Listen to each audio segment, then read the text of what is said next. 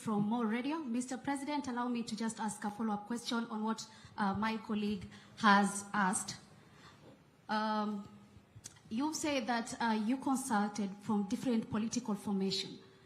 From what we have as a people, the people who are on the streets did not have T-shirts printed with political parties, identification. Neither did they carry banners that had colors of representation of a political party. So in your broad-based government, as you have said, you've consulted and you've also had people from ODM working with you. Where is the interest of the people being featured in your broad-based government, as they are the ones who prompted us to have this change that we are having right now? Now, to my question, I want us to just take time back, from the inception of the Kenya Kwanza government. When you took the oath of office, you promised to protect the Constitution of Kenya and ensure that the justice system functions well. You protect the rule of law. When you were making your statement on Wednesday, if I'm not wrong, you told us about amendments of some few clauses of the Constitution, including Public Finance Management Act. You also talked about witness, something to do with that. That is an act of, in the Constitution of Kenya. But the populace has this question. Why would we talk about amendments? Why? Those very clauses that we have in the Constitution are not being respected. Like, I'll give you an example. Extrajudicial killings that we have seen, not unless, we can be given files of crime for the people who died. And then also, on that, we had arbitrary arrests. We also have forced disappearances, not unless also the government can explain to the people where these people are, or maybe if you have the information on that. Also, other things is that media rights and freedom, from media censorship and also being granted the opportunity to have the information needed to be given to the public. Also, another issue which I'll just say is on the commission and independent offices, like KNCHR, that is the Kenya National Commission for Human Rights, which you can be publicly held to account when you said about the numbers of people who died. And also we have IPOA, where they've been talking about frustrations in getting information that is necessary to prosecute some of the officers who had gone rogue during the protest. That is just an example I'm giving you about the Constitution. And also something else on leadership and integrity, whereby even one nominated person among those whom you've nominated in your cabinet is actually facing graft case in the EACC currently as we speak. And you talked about Singapore on development. Just a reminder, Mr. President, that in Singapore, they have extreme, serious penalties when it comes to matters corruption. Same as Indonesia. That just shows you how grave economic crimes are, especially matters corruption. So I want to ask you, Mr. President, you've told the Kenyans to give you timeline, actually to give you time to work on these issues, to set things right. If we are to hold you responsible today, Mr. President, what is the way forward from now on, seeing that there is the respect of the rule of law, the very Constitution that you sought to protect, and also in the event that these timelines expire, the ones you've given us, 6 months, 9 months, 3 months, 30 days, if they expire and we see no change, would you wait for the youth to start pushing for you to, out of government? And also, would you heed to the pressure that right now we are actually seeing 14 Kenyans have moved to the courts actually asking for the ouster of you, Mr. President? What do you have to say about that? Thank you very much. The 14 Kenyans who have gone to court are exercising their democratic right. That is how free this country is. That you can actually go to any court and demand whatever you want in court. That is the taste of the freedom that I stand for in Kenya. And I want to promise you that those Kenyans who have gone to court for whatever reason, they are free to do it, and the courts are free to make whatever decision that is constitutional. You have asked me, I think, 10 questions. Let me try and answer some of them. Number one, you have asked me, the people who went to the streets, they did not carry the color of any political party. That is correct. But remember, they carried the flag of Kenya. And that is why I'm saying, let us put the interest of the people of Kenya first. That is why I am saying this broad-based government must be a government that must do, at the very least, 3 things. And I stated them in my address to the nation. Number one is the subject of integrity, which you have spoken very clearly about. Dealing with the challenge of corruption. I have made very specific interventions. I have suggested very specific interventions on how to deal with the challenge of corruption.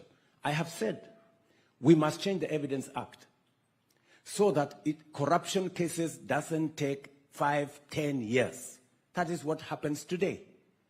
That we should be able to conclude corruption cases in 6 months. I will be making the proposal to Parliament. I hope Parliament agrees with me so that we can deal with the challenge and monster of corruption firmly and decisively.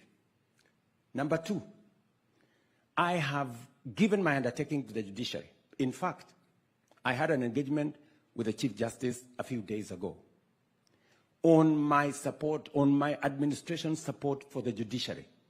It is demonstrable. When I came into office, I made sure that the judiciary has sufficient resources to be able to discharge their mandate, to be able to deal with corruption cases, to be able to deal with all the other cases. In fact, I am the president that has sworn in the highest number of judges in the shortest time in Kenya to facilitate the judiciary to be able to discharge their mandate. Because it is said, justice denied is justice, justice delayed is justice denied. And you can ask from members of the judiciary my support for the judiciary. In fact, when I came into office, there were 6 judges that have been denied their right to be appointed. I appointed them the first day when I got into office to demonstrate my commitment to the judiciary.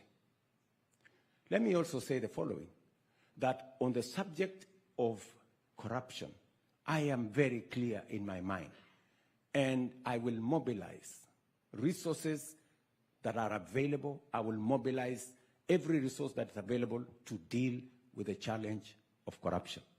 Number 2, I also said this new administration must deal with the issue of making sure that we create jobs in Kenya by making sure that we don't import the things that we can manufacture in Kenya. Number 3, I said this new administration I'm setting up must deal with the challenge of making sure that tax expenditure, we spend 400 billion shillings every year of taxpayers' money, paying companies, paying institutions, claiming tax refunds, claiming VAT refunds, in a process that is not thoroughly clear. And I have said that going forward, we have to deal with this problem. So I have laid out a clear roadmap on what the administration I've just appointed must achieve. I know you have said we must respect the Constitution, which we must. And I gave my undertaking to the country that there will be no disappearance of Kenyans. I gave that undertaking. There will be no Kenyans in Rivayala. There will be no Kenyans in Tana River. There was a time we had 30-something bodies of Kenyans in rivers. That will never happen under my watch. And I have said this with clarity.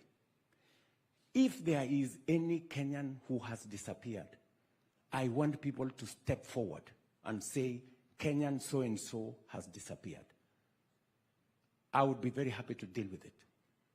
Because under my administration, I have said there will be no disappearance of Kenyans again. There will be no extrajudicial killing of Kenyans. I have said that with clarity. And let me also say the following, that as we go forward, we must be truthful.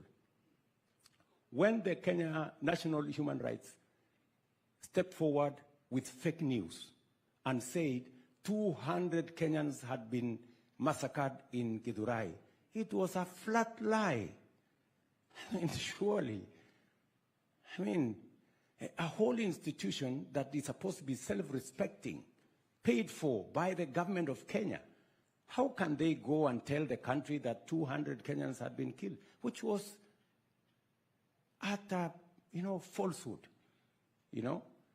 I hope that's not the organization you want to defend, You cannot defend an organization that runs on fake news.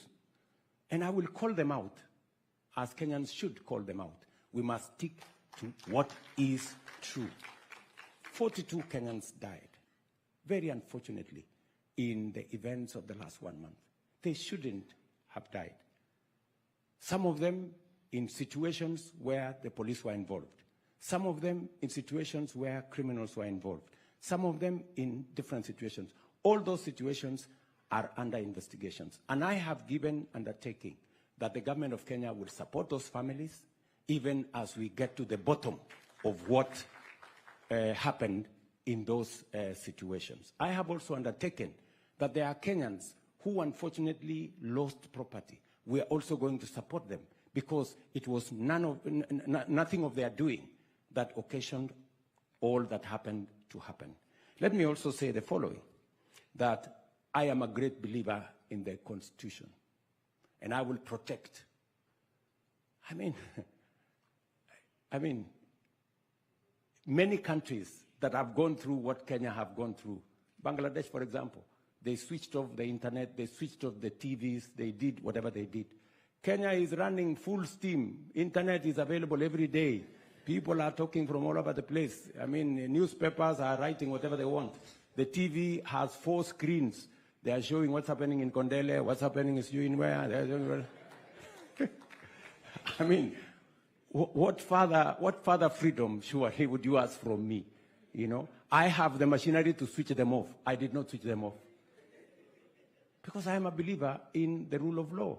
And I am a believer in free media. That's why the media can go out and demonstrate and call me names and do whatever they want. Doesn't bother me. But that is what freedom is about. That's what democracy is about. So I am very clear about what Katra has said. All you have said that has really come to me is the young people who were out there did not have colors of parties or regions or communities. They had Kenyan flags. And that is why I am committed to making sure that the interests of Kenya, even as I appoint the new administration, come first. What do we do about Kenya first? So that is what I wish to say. Asante sana. Yes, my friend. Thank you very much, Your Excellency. My name is John Jacob Curio from KBC. I want us to set the tone of this conversation, Mr. President.